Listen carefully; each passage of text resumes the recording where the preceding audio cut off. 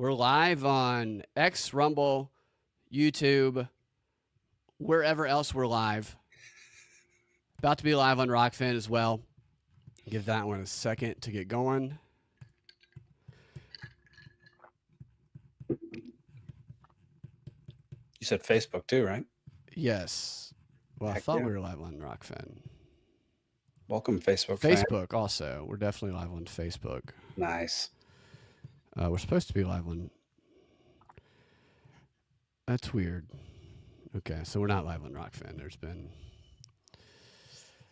a little bit of confusion. So, all right, that's beside the point. We're here. We're doing a show. We'll worry about Rockfin later.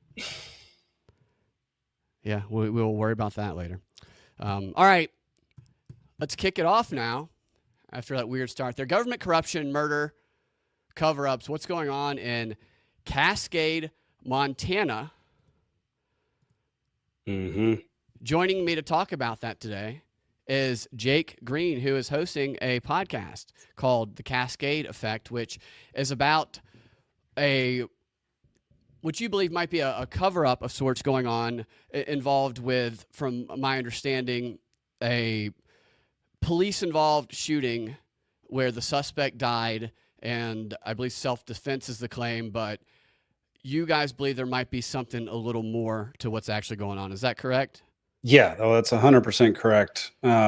We don't think the story that they have concocted is true at all. We've been able to prove very specific aspects of what they claim to be false. And basically, it just came down to the government investigating itself and then saying, okay, it was a good shoot, which, when the government investigates itself, nothing productive happens.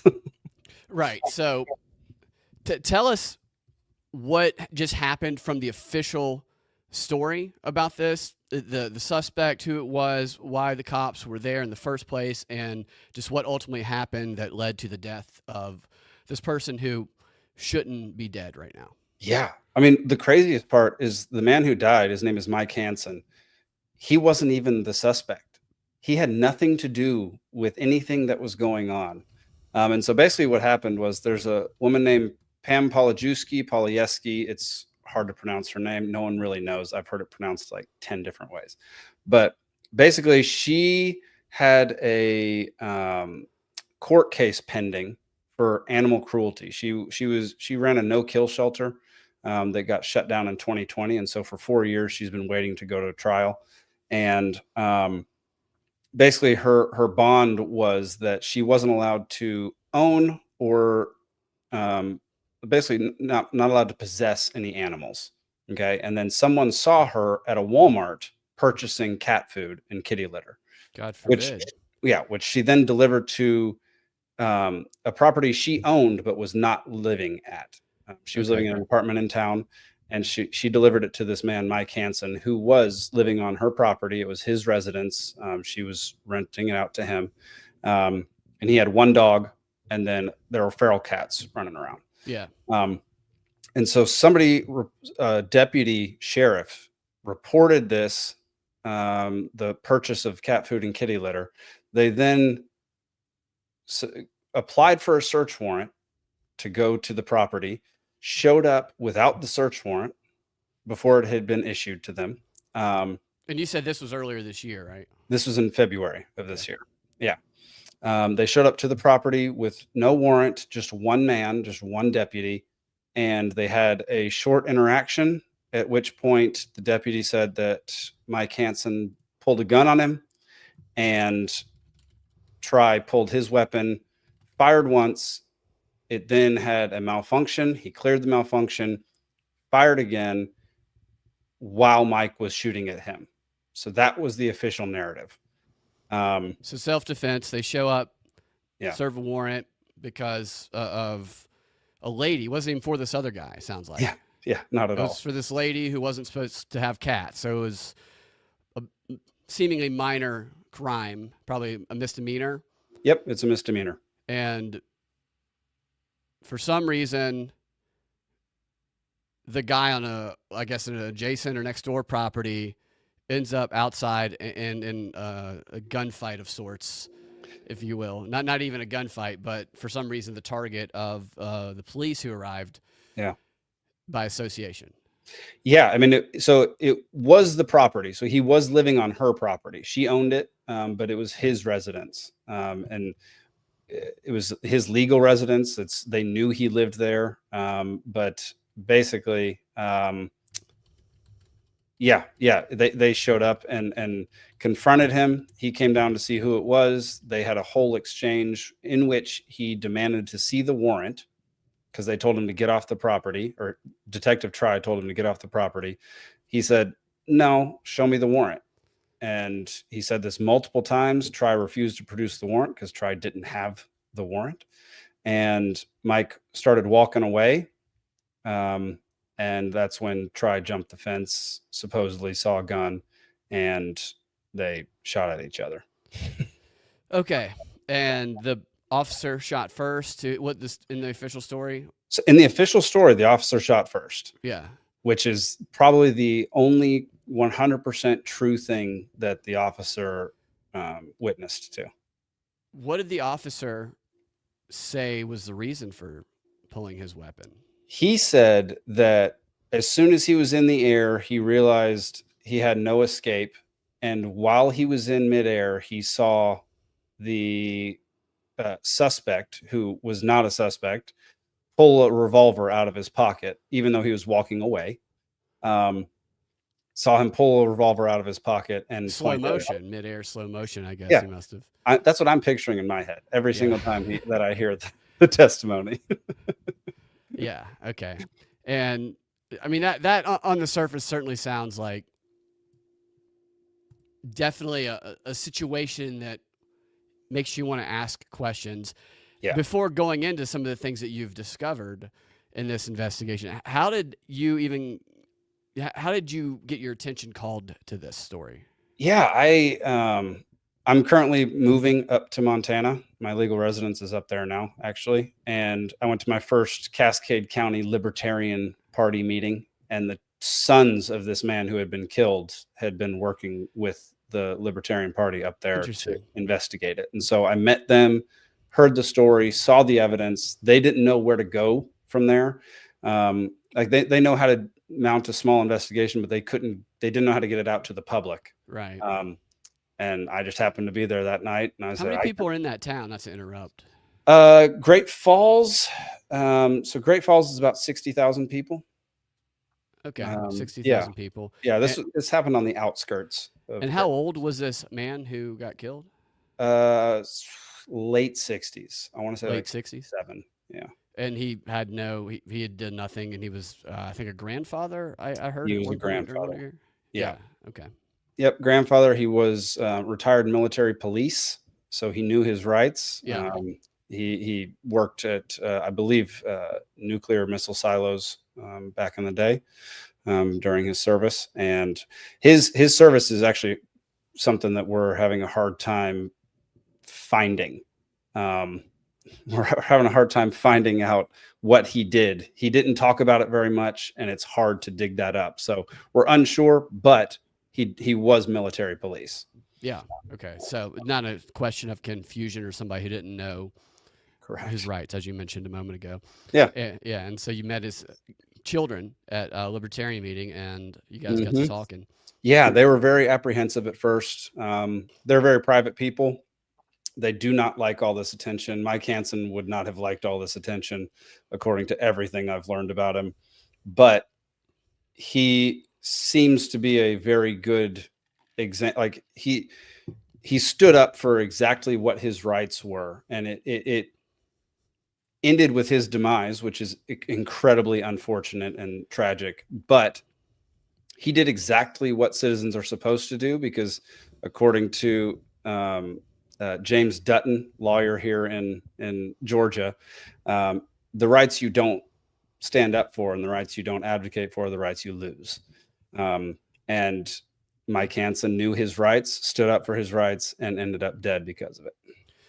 Okay, yeah. And after meeting them and deciding to pursue to shed light on this, because there's a lot of good police officers in the world. They're not a monolith, you know, 100%. that goes without saying, but there is also corruption. That's apparent. Everybody knows that. And you decided to pursue this, to look into what was going on. And I know you have a few people who are helping you on the podcast. Who are the people that you met? How did you meet them? And then we'll go into some of the details of, because I know you played some audio from some of the testimony. And with my background in law school, like seeing all that, I just have so many questions about what was going on in that courtroom and how it played out. And I want to start with how you got together with all the people who helped you and who they are. Yeah, so they had been working on this case for about 3 or 4 months before I happened to join in. The head of the Libertarian Party in Cascade County is a guy named Tony Rosales. He's a speech and debate coach there. He's a PhD. He's a very bright guy. He is the brains behind most of it.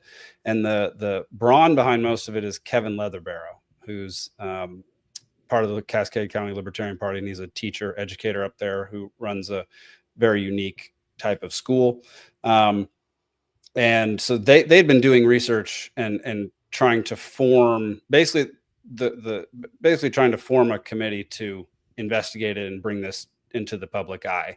And they partnered with the Montana Citizens Council on Judicial Accountability. A guy named Bart Crabtree helps with that organization.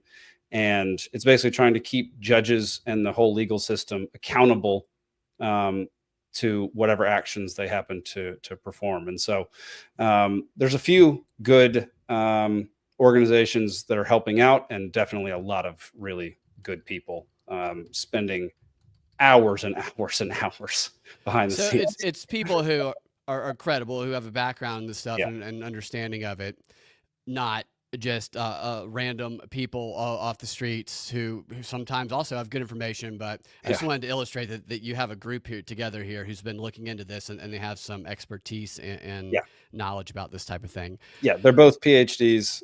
They're both very smart, intelligent, dedicated people, especially in the cause of liberty. Good comment here. In a side force, Mommy says the LP can be really great for organizing, especially at the local level when they don't get in their own way. And she complimented you on getting involved up there and actually doing something. And I think that's a fantastic point. Yeah, I appreciate that. Thank you. So tell us about what some of the holes in their story are. So the biggest hole is whenever there's a shooting and a death, what happens is something called a coroner's inquest, where the coroner it's kind of like a mini trial, but there's nobody arguing the opposite side. So that's why there was no defense attorney. Correct. There's no defense attorney. It's literally just a small jury. I think 8 people, 6 people. I don't know, 6 to 8 people, with the district attorney. And he calls up witnesses. And so the witnesses were the coroner, the sheriff, the deputy, a bunch of the other people who were involved with the cleanup and the response and all that.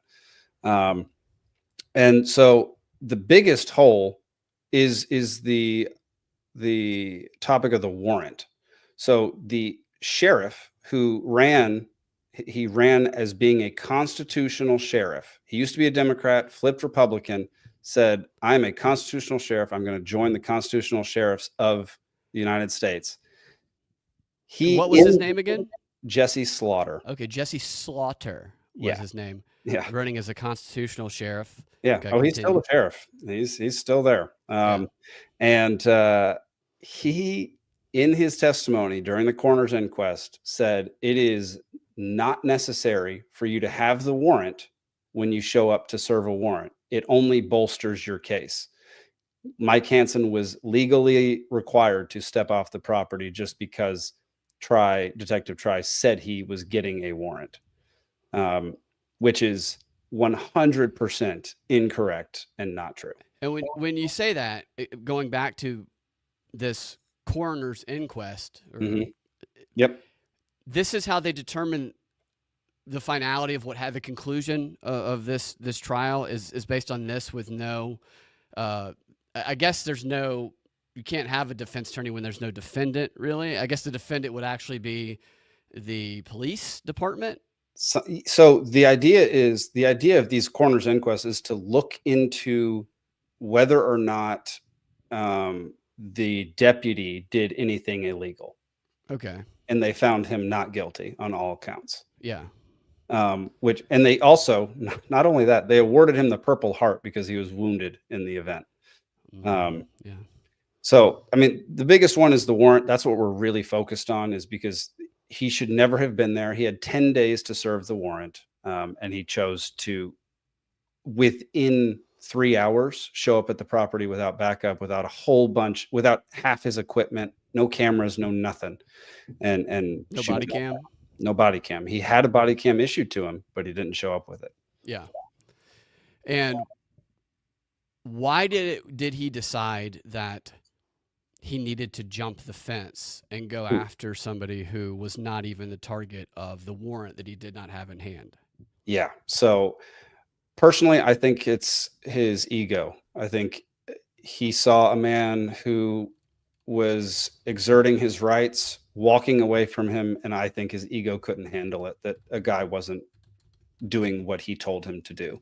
That's the most logical conclusion I can come to at this point. There are some theories out there that they wanted Mike dead to begin with. Mike was on record saying multiple times that he feared for his life and thought the sheriff's department was out to kill him.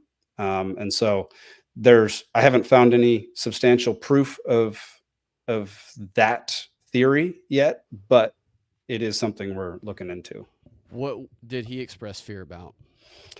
So he and Pam, whose property he was staying on, had been friends for a very long time, had even dated for a while. And the sheriff's department has treated her extremely unfairly in these animal abuse cases. She was a no-kill shelter where she would take in dogs that were terminally ill, had massive injuries, and she took care of them as best she could, but they were going to end up dying anyway.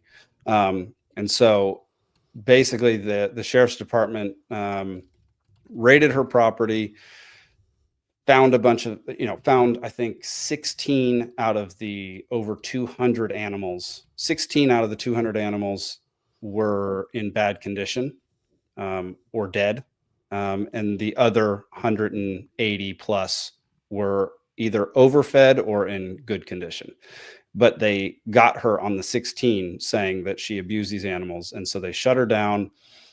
She then went to court and recently was found not guilty on those counts, which is fantastic, like 2 weeks ago. And he was closely associated with her. So he would have interactions with the police whenever they were at her property. And so there were times when they would show up in the middle of the night, shine lights through his windows, and then just leave. And then there were times when they would show up unannounced and he would be with somebody and he would swear up and down that if the person he was with wasn't there, the cops would have killed him that time. So he was convinced that the cops were out to kill him. Because he felt an ongoing harassment and seemingly on the backs of some charges against his landlord. Yeah. That were ultimately dismissed. And the craziest thing is he was the star witness in her case that she was not abusing these animals. And he ended up dead a few months before the trial. Yeah. It's very suspect. It's very weird. And they had been out to get this woman for at least 15 years. Interesting. Yeah, I was about to ask what the background is on the connections between these two and the police officers, especially knowing the little bit about his background that we know. Is there a lot of crime in that town? Cascade County is per capita. It is a top 10 most corrupt county in the United States as far as people getting convicted of crimes they never did. So there's a lot of crime on the enforcer's side. Yes. It sounds like. Yes. Why? Do you have any idea why that might be? Just speculation about why that might be? Speculation, I think that it's a hard one to speculate on. It could be a number of reasons, but I think it's kind of a slippery slope kind of deal where in a smaller town, it's much easier to have a heavy hand, especially if a lot of citizens are complaining about the same things or worried about the same things. It's easier to be like, okay, we're going to have a heavy hand on this particular crime, this particular crime, this particular crime. And then over time, I think that just bleeds into everything. Yeah. Especially as more and more people move to that town and it becomes more of a city than a town and um, less like rural America and more like, an actual big city. Yeah. It like Great Falls has become more and more crime ridden since over the past like 10 years since people started moving there in droves to Montana, specifically to a few of the bigger cities. So I don't know what the exact cause of all that corruption is, but it is there and it's provable and we have the stats to back it up. How old was the police officer who shot him?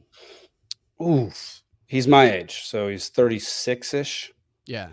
Yeah. And so we went and reenacted this. We reenacted the whole shoot, me and Kevin, who's part of the podcast. Interesting. I put on a bulletproof vest. I had a fake gun in my back pocket. Hopping that fence.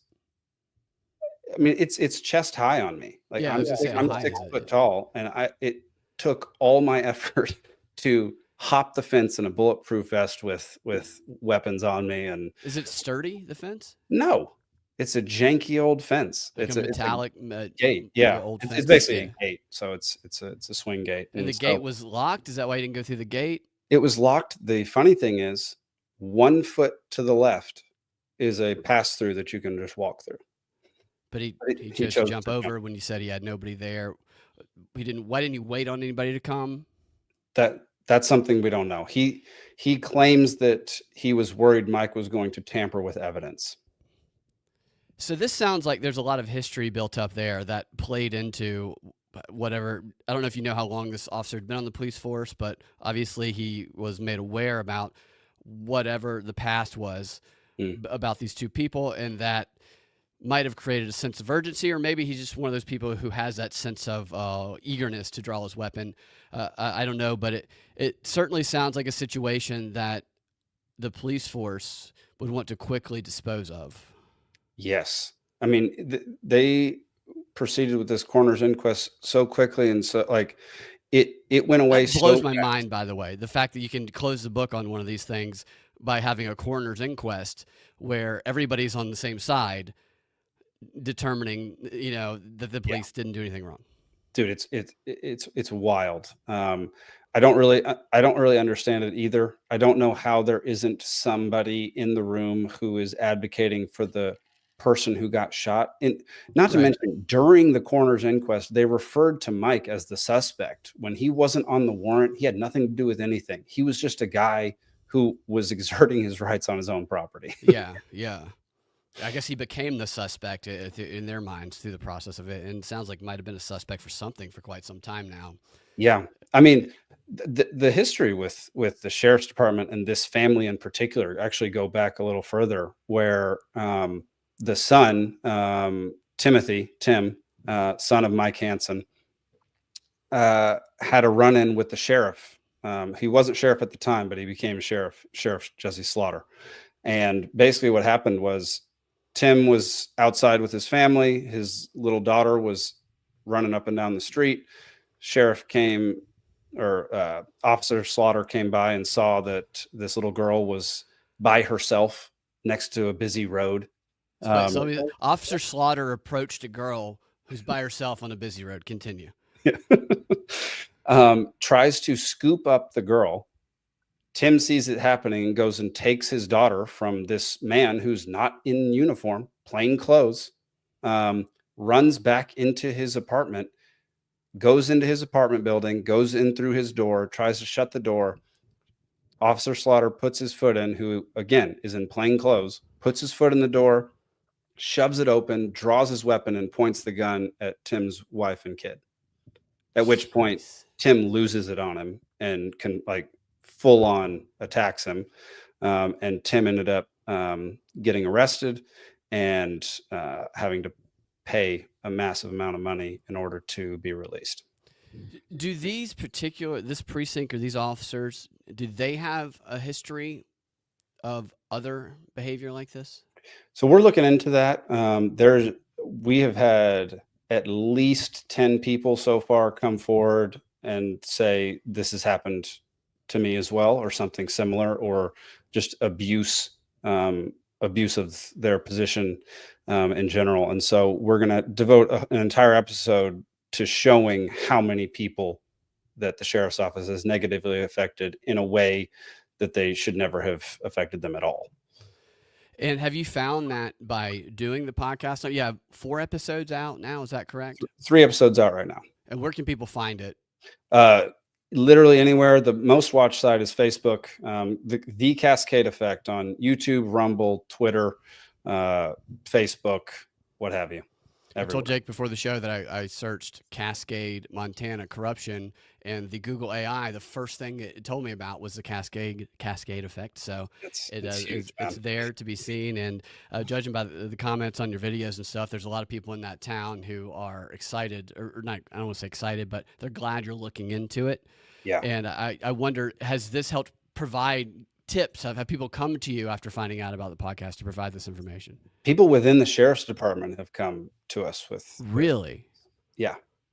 The biggest one we got was, Detective Try was not in a patrol car. He was in his own personal vehicle, which says a lot about how rushed he was in order to actually get to the property. And it adds another question. Yeah. Is this an expansive where it takes like 20 minutes to get anywhere? This part of town, like.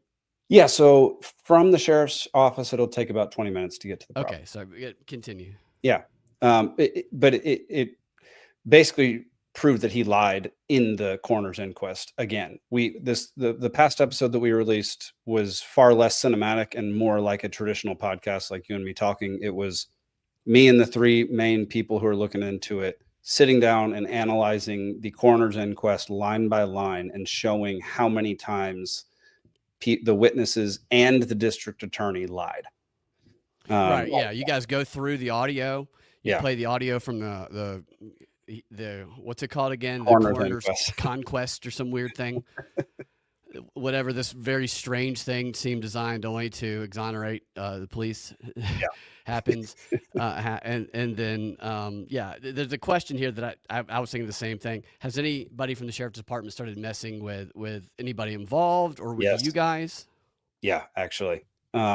They have definitely made their presence known to people that are involved with the podcast. So they'll show up at random times. They'll stop in front of people's cars.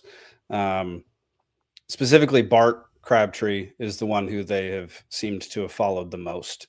And he's with the Montana Citizens Council on Judicial Accountability. So he already has a reputation in the state as somebody who will stand up to law enforcement and stand up to judges for not doing what they're supposed to do. So they have not come at us full tilt yet, but we're taking proper precautions to make sure that nothing actually happens to us.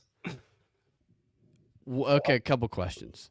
What do you mean stopping in front of cars? Their police car stopping in front of cars? Yeah, their police car will pull up directly in front of a vehicle, stop for about 10 seconds, and then drive off. Then they'll look at him and they'll drive off. And they're familiar with this guy. Has he been harassed in the past for other investigations he's been involved in? That's a good question. I believe once or twice he was arrested falsely. He served multiple years in jail for a crime that he never committed. So he's one of those people that's on that statistic.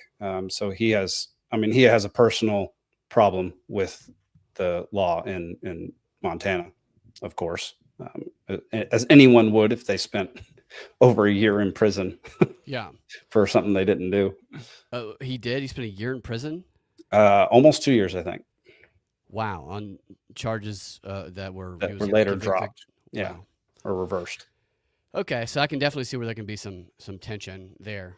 Yeah. Um, uh, um, I had a question just slipped my mind, but okay, we're talking about the police kind of bothering you guys, which I was curious about, especially in a place. He said it's kind of getting towards a big city, but it feels like almost small time cops in a place that's starting to get bigger and bigger. Is Yeah. that a good way to describe it? 100%. Yeah, it's still small time. Like you still feel like you're in a small town. It's a lovely town. I like it in Great Falls. It's wonderful. The people who contacted you from the sheriff's office, were they anonymous? No, they contacted me through Facebook, which is how I figured out they were part of the sheriff's office. Uh, And has there been, have they said, are they okay speaking about this? they will not. I can't disclose who they are. They Right. prefer me not say anything about who they are, So but they have you're protecting your sources, is what you're saying. protecting the sources, That's man. good, Like, especially in a situation like this. That's definitely good. yeah, But that's interesting that there's clearly some conflict within the sheriff's office about what happened. yeah. Oh, 100%. And from what we can gather from people who work there, not a lot of people like Detective Try. It seems that he has an attitude problem. And Detective Try, is that what you said? yeah, TRY? Like Jacob Detective Try, Slaughter and Sheriff Slaughter and Detective Try. TRI, actually. TRI. Okay. So Yeah. yeah, all right. The names sometimes just always fit these kind of stories interestingly.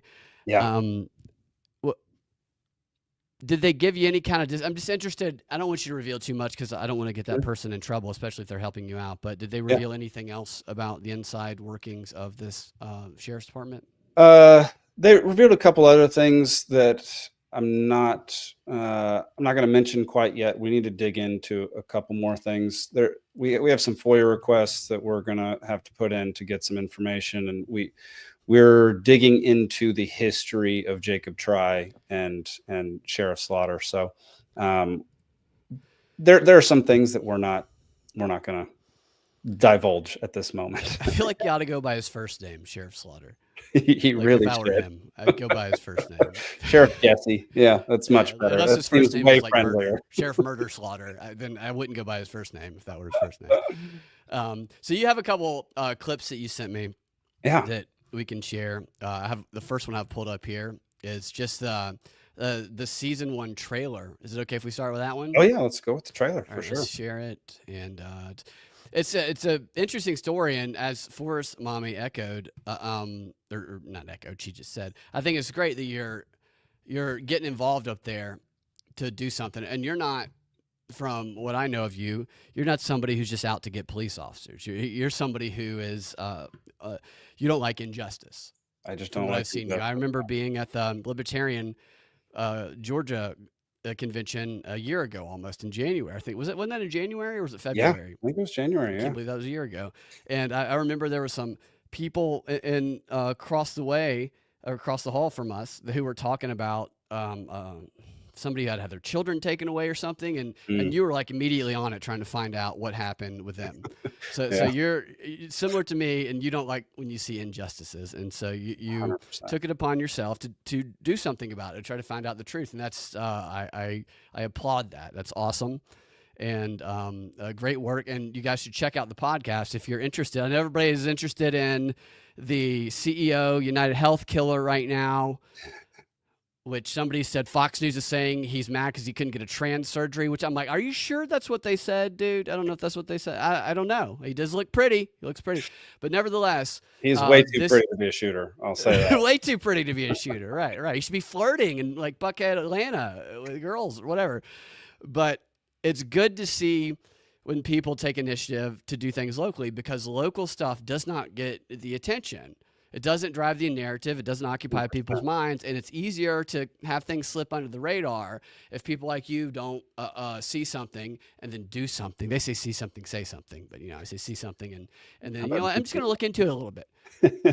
And you didn't go in, having your mind made up. That's not the type of guy you are. You went in investigating and asking questions. So I Yep. think it's admirable. And I just think it's necessary, man. Like the stuff that's going to affect you the most is the stuff that happens in your town or your neighborhood. absolutely, Like totally. it's idiotic for so many people to be so emotionally invested in national politics. You Like, don't think that debating retards on Twitter and social media is the best way to spend your time? I mean, I don't know. It depends on what kind of life you live. I mean, I'm not going to talk Right. to somebody else's time. If they've got all the time in the world, then I I don't know. know. I'm not talking That about might be anybody good. specific at all. Don't worry about it. I just, yeah, the doing things locally, it's going to affect you and your community and the people you love. Like that is the stuff 100%. that It's the will, most tangible impact that you can have on things that tangibly impact your life. yes, 100%. Absolutely. Here's the trailer for season 1. I love the way that you do this. You're so good at this stuff, man. Like I watched this and I was just like, man, I wish I could do that. Here it is. Thanks, dude. I got All right, I to turn the got volume one on. subject. Started. Here we go. Shots fired. I got one subject down. I've been hit in my left shoulder, 77 Wexford Lane.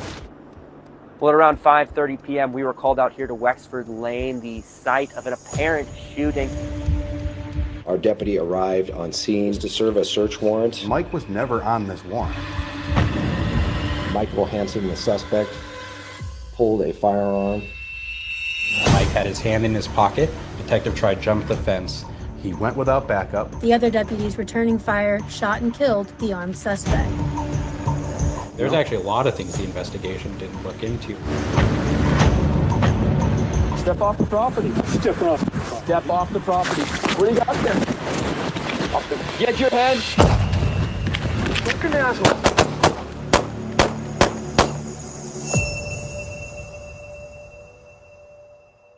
You show me it's a good shoot, I get it. If not a good shoot, why does it take 3 months for you to clear up this investigation? That's that ending line there. That's like right on point. Yeah. You guys aren't out to, if it was true self-defense, you actually, I don't want to put words in your mouth, but you support being able to use firearms for self-defense regardless of who it is. Am I wrong? No matter who it is, cops are more than welcome to use their weapons in self-defense if the situation arises. 100%. This just sounds like the targeting of these people, like they've been waiting for a reason, is what it's coming off to me as. Dude, they've been labeled in files as being bad apples, as being they basically have little red flags next to their name, which already, like, first of all, denoting somebody as a bad apple or against the police, or just what do they call? They called her militant against the police. They called a woman who they had for dog rescuing, and they said that there was dogs that were malnourished. She was found not guilty of eventually. That she was militant. Yeah, militant against the police. Which denoting that in a file, first of all, is ridiculous, because that's all a matter of opinion. Like, somebody could just have had a bad day and bad experience and said one thing, and then getting it noted in their file that they're militant against the cops is idiotic. It's but like the Seinfeld thing. The doctors, they got a note, and every doctor knows. Yeah, exactly. Absolutely. But second, if Try, who was part of this history with this woman and Michael Hansen, he knew about all of this. If he knows that they're militant, if he thinks they're militant against the cops and are a danger to police, in what world is it okay to show up without backup and without a warrant? Totally. It's not. No. And the warrant issue that you guys were talking about, as I pull these other clips up, it was the way they were describing it, and the way you guys were talking about it was, before COVID, you had to show a warrant by law up there, a physical warrant. But then when COVID came, because everything went digital during COVID, as we know, that there was some sort of like, they could do it digitally somewhat. It wasn't clear to me exactly how they could do it. They can acquire it digitally. So they used to have to go to the judge's house to get him to sign it, or wherever the judge was to get him to sign the warrant. The But strip now they club, can probably. acquire the warrant digitally, but they still have to present a physical copy of the warrant. So even though it's showing on the phone, because wasn't the guy saying he has the information on his phone or something like that? He was saying that, yeah. Yeah. We're not convinced at all. But even doing that is not by law up there, not enough. Correct. Okay. Not even a little bit. And obviously the defense brought that up. Oh, wait a minute, there was no defense. Yeah, exactly. During this weird Sham trial, man. It's very shady. It makes me wonder what's the history of other hearings like this. These I keep forgetting the name of the coroners. What? Inquests. I know. I've forgotten that term a million times. It sounds very epic. The coroner's inquest. Sounds like a movie or something like that about pirates. It does. That is. I just wonder what the history of that is, and I'm also my head is going to. Have you guys done any newspaper archive searches in that town with the focusing on the names of the sheriffs who've been there or maybe lived in that town for a while, combined with the names of the woman and the man? Because I'm just wondering about the relationship history, and if they're older, and it's a town that is not a large town, they might. I don't know. I just know that newspaper archives are a wealth of information that people it doesn't show up on the regular searches. Dude, we do have people doing that, and it just takes a very long time. It does. And a lot of the records aren't readily available. So, right. Yeah, we absolutely. Kevin Leatherbarrow, that dude is an animal. Research animal. If you watch the show, I mean, the amount of work that he puts into this, like I think I put in a ton of work. The amount of work that he puts into this research and investigation is insane. I mean, the guy. I mean, you guys had the documents, and you guys were all familiar with them. And as someone who's read many court documents, because that's where you got to go to find like information, especially when mainstream stuff where people just don't know what they're talking about. And you're like, look, here's the court documents. It can be thousands of pages at times to search through, and they even sometimes make them unsearchable. So they'll make them PDFs, but not like normal PDFs. So you can't actually search them because they'll make them some of them image files, and they do these things to try to obfuscate, if I said that word right. Obfuscate. To impede the investigation of citizens. Yes. Maybe is a better way to put it. That's a good one. So like, I don't know. That's just as really. It just sounds like. It sounds like a history of like war. Not war, but just there's something there for like. Oh, it almost makes me think of family. The old westerns where families are fighting. Dude, that's exactly what I was about to say. Doesn't it kind of feel like an old Western movie, but where all the citizens are in the present age, but all the sheriffs are in the old Western time? Kind of, yeah. That's what. It sounds like that. It sounds like there was some sort of vendetta there, and it's like looking for a reason, because I just don't understand why somebody who's not even involved. Why, with the eagerness of pulling a weapon and hopping a fence that you don't have to hop. It's all very. I'm glad you guys are looking into this. Now let me get those other clips up that you got. So, clip one. What was the introduce us? Clip one. Let me go make sure which clip is which. So this is us. You see the end of our reenactment, and then this is us showing our audio analysis that there's still dispute about. The sheriff's office has stated multiple times that there were 8 shots fired. There were 9 shots fired. And they stated multiple times that Mike Hansen was shooting at Detective Try after Try shot first, which is incorrect, which you'll see once that gets popped up. So yeah, this is our lead into our audio analysis, which kind of led us down this whole. This is what ultimately got me fully involved. Repeatedly asks to see the warrant while Sergeant Try. It's all good. All right, Mike repeatedly asks. Can you hear that okay? Yeah. Okay. Mike repeatedly asks to see the warrant while Sergeant Try refuses to show him unless he steps off the property. Mike begins to walk away. Try jumps the fence and asks Mike, "What do you got there?" Sergeant Try then fires his weapon. The magazine malfunctions after the shot goes off, and he attempts to clear his gun as Mike says, "Fucking asshole," and pulls out a snub-nosed revolver from his pocket and begins firing at Try, hitting him in the shoulder. Try clears his malfunction and fires back, ultimately hitting Mike, who continues to fire his weapon as he falls to the ground. Sergeant Try then retreats to his car and calls for help. Let me reiterate here that this is the official story. Much of it is correct. One crucial detail is an outright lie. Sergeant Try fires a Glock 9mm from very close to the recorder. Mike Hansen fires a .38 revolver from about 8 yards away. They have distinctive audio signatures, as you can see. What we are able to prove is that Sergeant Try fired his first shot, took 2.16 seconds to clear his magazine, and then fired his second shot before Mike was able to get a single shot off.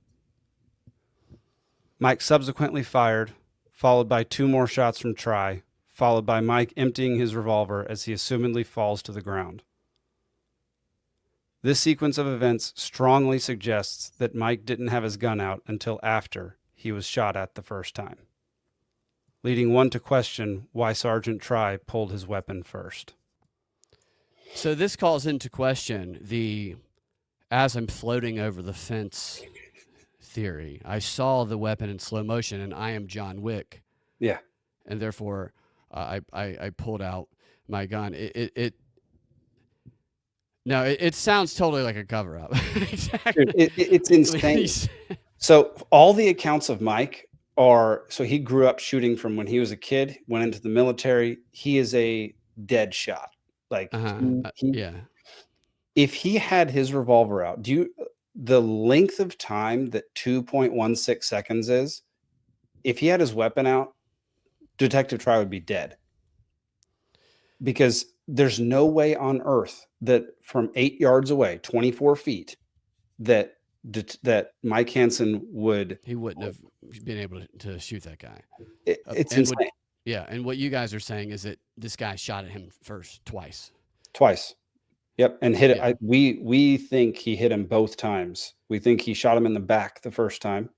And then he shot him 5 times afterwards when he was on the ground? Through the back of his neck and out through the front, at which point Mike basically said, fucking asshole, and turned around. And that's when we think he pulled his revolver and got shot a second time through the chest and out the back, at which point he immediately fired and fired 2 more times. And then Mike emptied his revolver basically into the ground, we think. Let me make sure I have this clear. So that they wanted him to submit, and he turned around to walk back towards the house. And when he turned around to walk back towards the house, at least this is what it sounds like, the cop decided that he needed to jump over the fence. Mm-hmm. And in the process of jumping over the fence, he says that the guy walking back towards his house, he saw him go and reach and pull his gun out.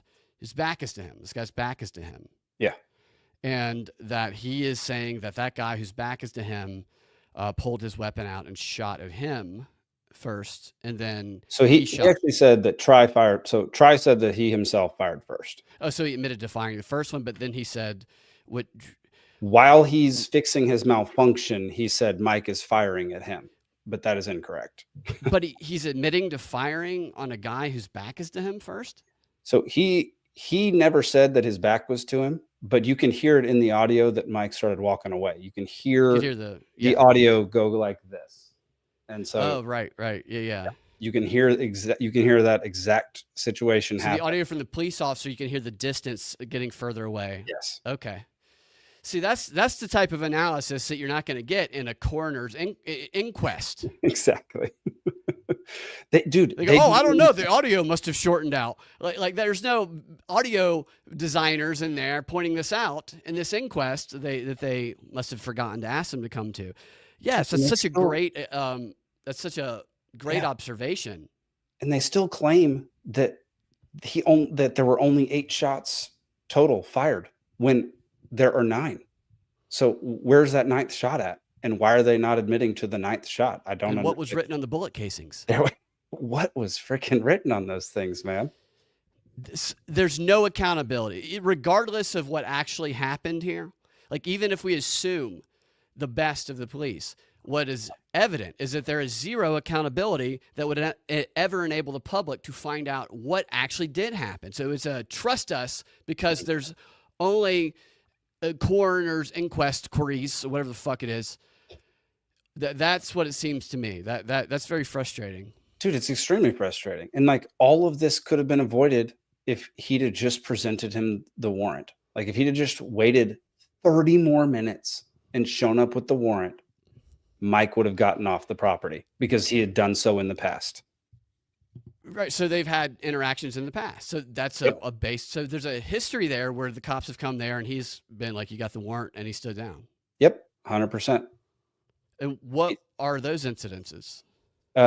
Same thing. So in 2020, there was a fire on her property, which led to the investigation into the animal shelter. And so he showed up in the middle of it, and they said, we have a warrant. You can't come onto the property right now. And he said, okay, and left. So like, this isn't the first time they presented him a warrant. Or this is the first, actually, this is the time they didn't present him a warrant. When they did present him a warrant, he left. So this this backs up the idea, what you guys were saying earlier, that this guy is somebody who he worked in policing throughout his life, an older guy, that he knew what his rights were because he has exhibited this behavior before when the police have done it correctly. But this time there was definitely it was definitely vague about he thought he was just following his rights, just like in the past. But this officer decided to do so. We have somebody named Justin here who says Mike never went looking for trouble. I'm so upset. I don't know if Justin is in Montana and knows the He's people part of the involved. Hanson family. Yeah. Yeah. Oh wow. So this is, man, this is extraordinary that there was no further investigation until you guys got involved about this. So what is supposed to be the accountability for this coroner's inquest to police? Do you have any idea? Because it just seems so blatantly I'm not really sure if the actual function is supposed to be to look into the police, look into the officer that committed the shooting by the government's to look into the police. By the government's district attorney. Right. So that clearly is never going to happen.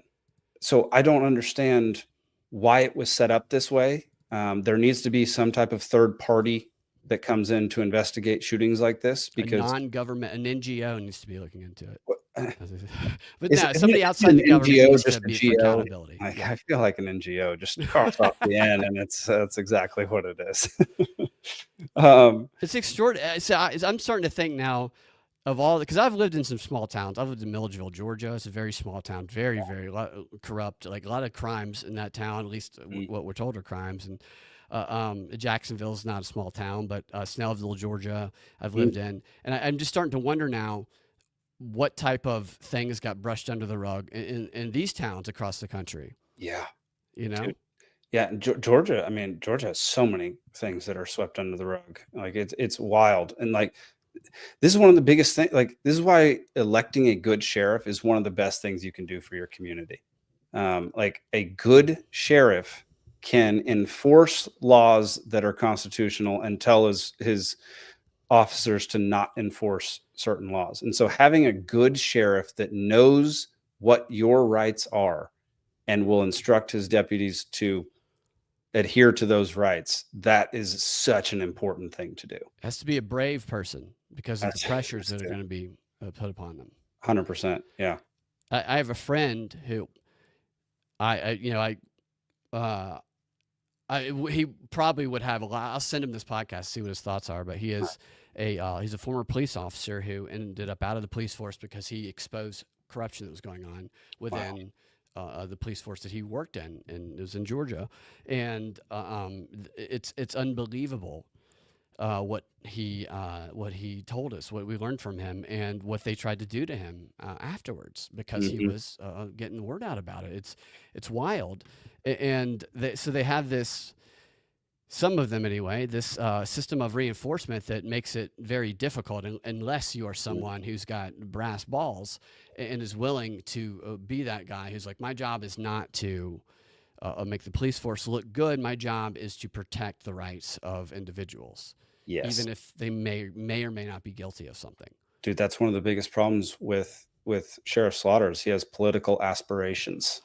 That, oh my goodness, are you serious? He's going to be running for governor at some point. Oh, so that right there, man, that's crazy.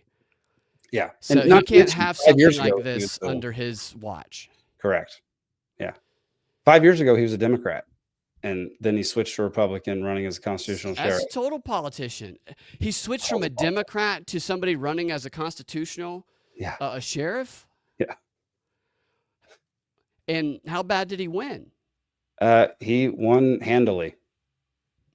Jeez, that's, dude. And this comment right here, try went with intention. That is a theory that a bunch of people have that I can't disprove at this point in time. You know, from what I'm hearing here with the history of these people were clearly a problem. These people who, especially this guy who had libertarian-like leanings, who know their rights, has a history of policing, seems to be a guy who's, to me, he comes off as what you're describing as an old school guy who knows his rights. He says, get off my property unless you're following the law. And he's somebody you don't want to mess with. Yes. But who follows the law, who's so people give Trump support. So a lot of Trump supporters, there are some people who supported Trump who are idol worshiping. But I think the majority of people who supported Trump are people who know very well that the media wants to make them look crazy. And so they are very guarded and very aware of what they can and cannot do. This guy sounds to me like someone like that, who is, if you needed to go do something, like I want to go protest or I want to go make my voice heard, who's going to say, look, here's what you can and can't do, and make sure you do it in a way where you're not going to get messed with. Like he sounds like a guy who'd be a great advisor for people who want to pursue liberty. Yeah, from all accounts, he was exactly that, and was a guy who was quiet, kept to himself, didn't want any trouble. That's exactly right. Like he definitely skewed very much towards liberty and freedom. Mike spent hours daily reading his Bible. Yes, he did. I have. He's not somebody who wanted somebody to die. No, dude. I have one of his notebooks that is just filled with Bible verses that he'd written down to make sure that he was looking at that every day and knew the scripture backwards and forwards. He was an ordained minister. Like he's not somebody out there looking to kill people.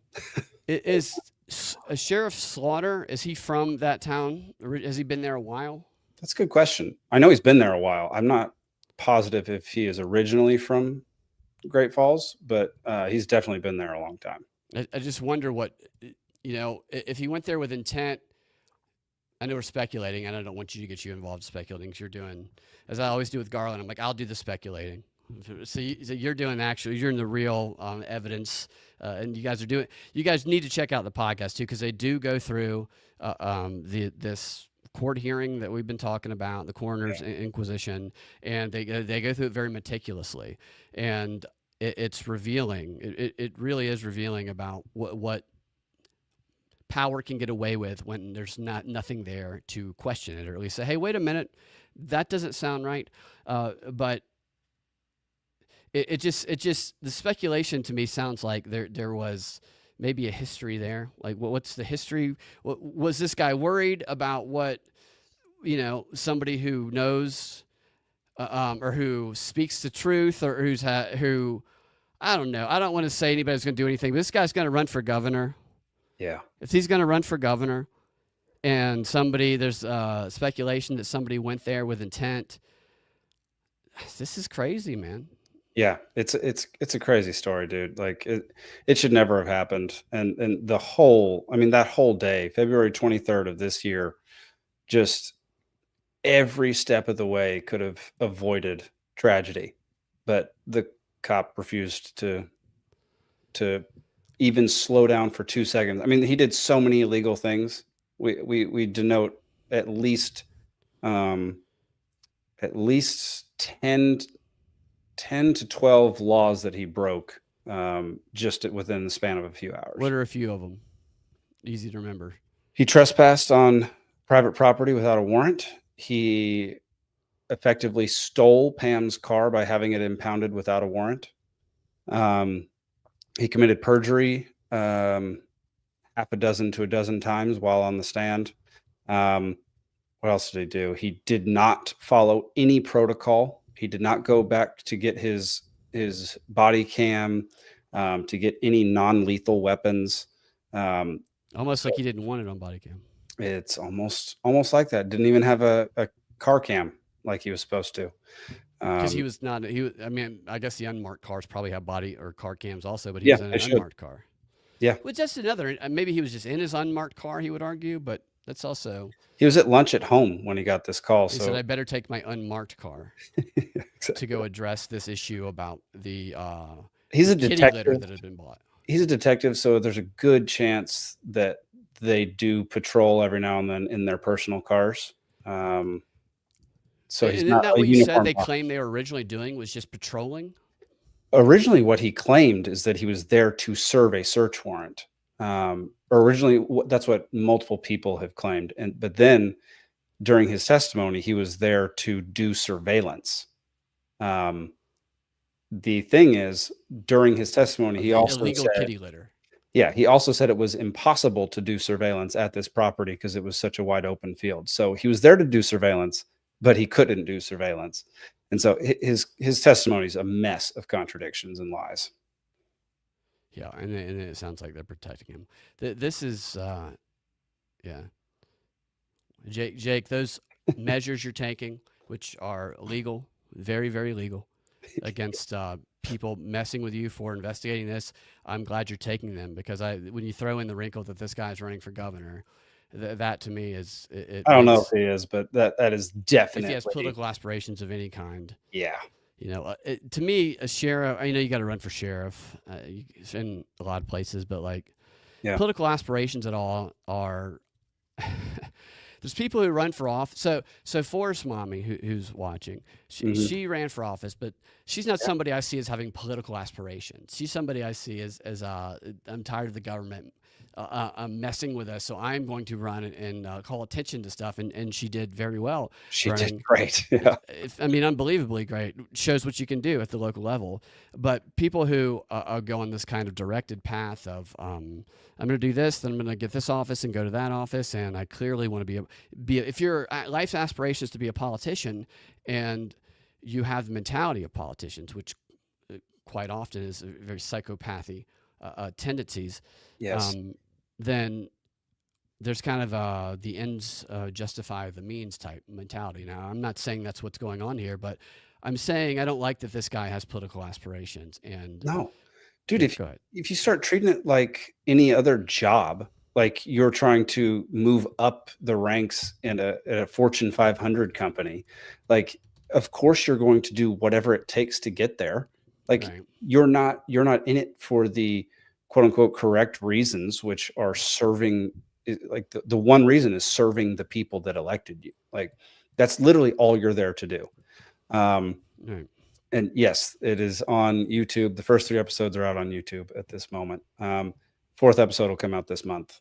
And so like, if you treat this like it's your life's calling to rise up in the ranks and to improve your job and to move forward, there at some point you'll be presented with a decision where you have to choose between your aspirations and what you're supposed to be fighting for. And I mean, everybody's human.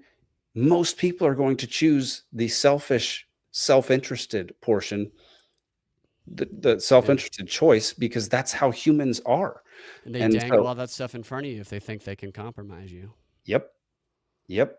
And so that seems to be what's happening. I mean, he appeared in a few political commercials this year. Oh, man. So I'm definitely going to research them now that you've told me about it. I'm interested in it now for sure. You have another clip here that you shared with me. This is sorry. So what's this clip?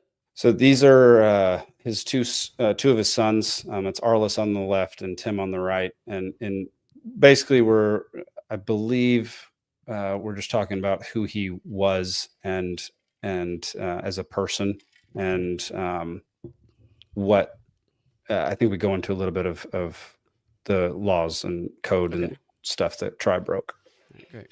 As far as who drew first or who shot first, I don't know. I do know that my dad didn't make any unreasonable requests.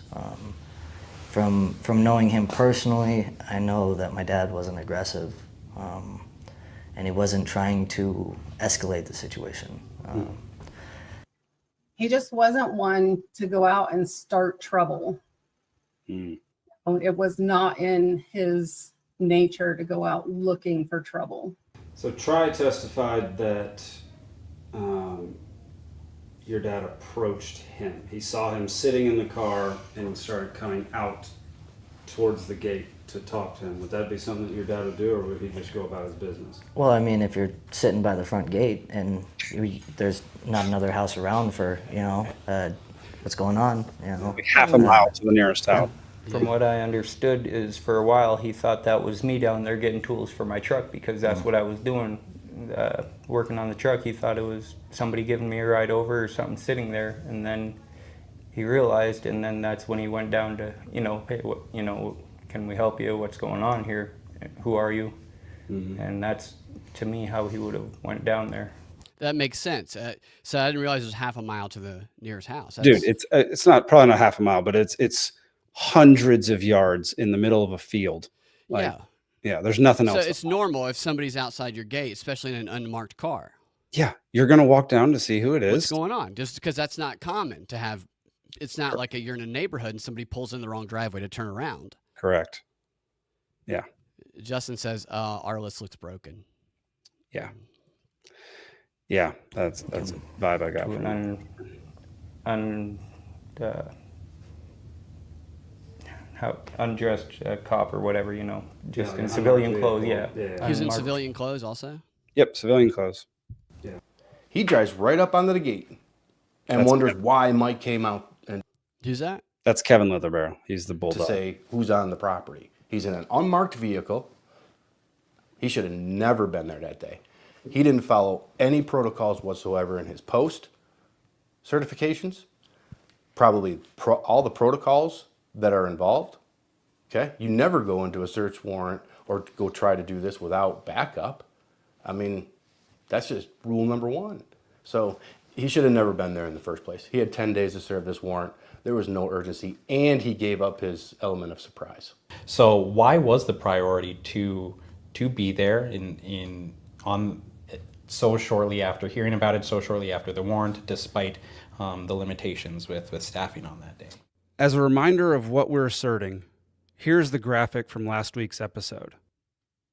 In addition to these 10 violations, we would like to reiterate that Detective Tri had 10 whole days to serve the warrant, instead serving it by himself within an hour. We believe this was extremely poor judgment on his part. Poor judgment that continues to present itself the more we've looked into this case. Yeah. Detective Tri way too hard, maybe. Because that's ridiculous. It's ridiculous. That should not have happened. And going back to the fact of the distance between houses, there's nobody around. There's no witnesses around. Yep. And he's been there not before. A lot of cameras around. He's been there before multiple times. So he knew all of this going in, and he still chose to go there.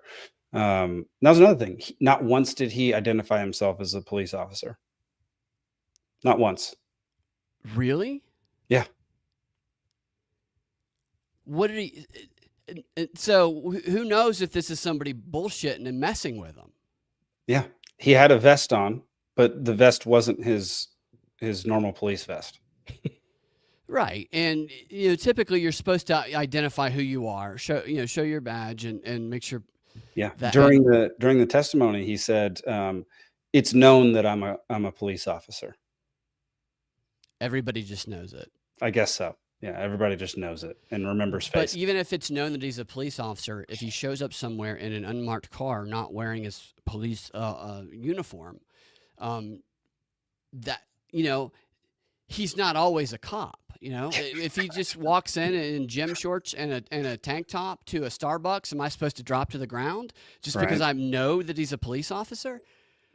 No, you're supposed to give, regardless of if it's that evidence can only be accepted because there's no one there to challenge it at this coroner's inquest. But that's a preposterous thing to accept into the court as something that's reasonable.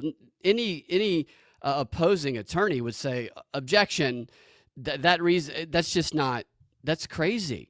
Yeah, which is exactly what we did in the last episode. Basically, anytime they lied, we'd cut in, say objection. This is what should have happened.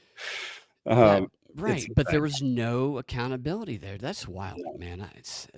I'm now interested in not only in the history of this, but the history of all of these inquests with the coroner that have gone on. Why does the coroner get the title here? That's a great question. I don't really, because the coroner's testimony was the shortest one. It took just a few minutes just to present a couple things. Like it was strange. They give the cause of death and the bullets and stuff like that. So that's somebody also who you can kind of manipulate a trial if you get the coroner to say what you want them to say. Well, yeah, that, and they had a presentation. So they had a PowerPoint that showed slides. They showed the Montana code annotated. Okay. They highlighted the parts that they wanted the jury to focus on, but they left unhighlighted all the parts that would incriminate them, or just left them out entirely. They excluded entire parts of the code that they violated. That is so crazy, dude. And we have the PowerPoint. It's not like they can hide. You guys can highlight the other side of it. Yeah, we literally have the PowerPoint. Jake, this is a wild story. Yeah. I'm glad, I'm inspired by the fact that you guys are investigating it, and I hope you guys are safe about doing it. This is if what seems to be true, like some sort of cover up is going on because for whatever history or vendetta that might have been there, and there's people there willing to carry this out, then I want you guys to be very safe about your investigation. They could clear this up. It feels like the police department could say, "Oh, there's this speculation going on. Here is statements and evidence that we can put forward to clear this speculation up." Doesn't seem like that's going on. We've reached out to them many times, and they have not responded once. In fact, they're lawyering up. Wow.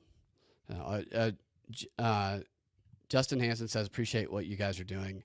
Thanks. And I'm sorry what happened. Justin, this sounds like it's a tragedy that shouldn't have never have occurred. And I hope you guys get to the bottom of it. Jake, is there anything else you want to tell people about before we get out of here?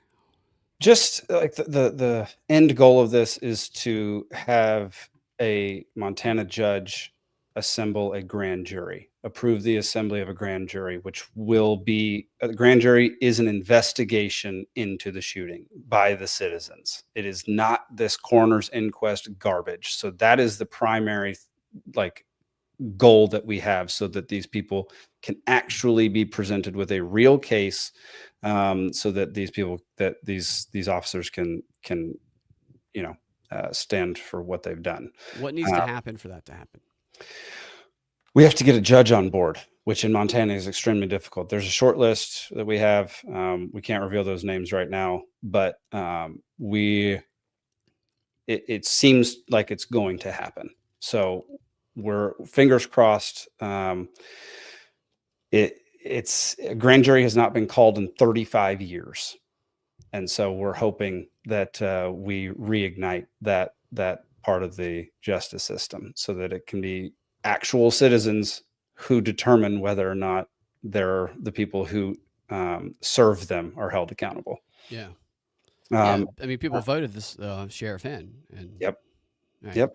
Do you guys have any lawyers who are willing to help out? We have some legal consultants right now, and we've definitely been in touch with lawyers who have been associated with both of these cases before, that are helping us out quite a bit. So, yeah. But I mean, other than that, like Cascade Effect, that's the primary show I'm working on right now. My network, Peaceful Sea Network, we have a bunch of shows. We have some movies, documentaries, all that kind of stuff. So you can go check out peacefulsea.network, and that's where the home is for all of this stuff. We have the Dollar Media Club, $12 a year gets you access to the Discord and discounts on merchandise and all sorts of stuff. So yeah, you can go check that out. Fantastic. Check all that out. Check this documentary out. Follow Jake and all the work he does. He does great work, especially for those who are libertarian minded or in the Libertarian Party, but just all around a good guy who pursues justice. Is there any parting advice that you would give to anybody who is inspired by what you're doing and would like to maybe pursue something that they see as an injustice in their town? Oh man. First, take it slow. Just do some research before you get too involved in something, because there are lots of people claiming injustice everywhere at all points. Everybody wants to play the victim nowadays. So just make sure that what you're looking into actually has substance, because there are plenty of people who claim bad things have happened to them when they caused them in the first place. So just take it slow. Don't get discouraged. It takes a long time and it's exhausting. So just be prepared for that. It's the real work that they don't ever promote in mainstream news with all the chaos going on, but it's the real impact that you can have. And I love your approach. Be patient, ask questions, and call attention to things that need attention. Call to them. Thanks for joining me, Jake. Absolutely, man. And anybody out there who wants to get involved with what we're doing or start their own thing, you can reach out to me, Jake@peacefulsea.network. Just email me. So anybody's got tips, might be in Montana, wants to contact you. That's where they need to contact you? Yeah. Okay, yep, fantastic. For sure.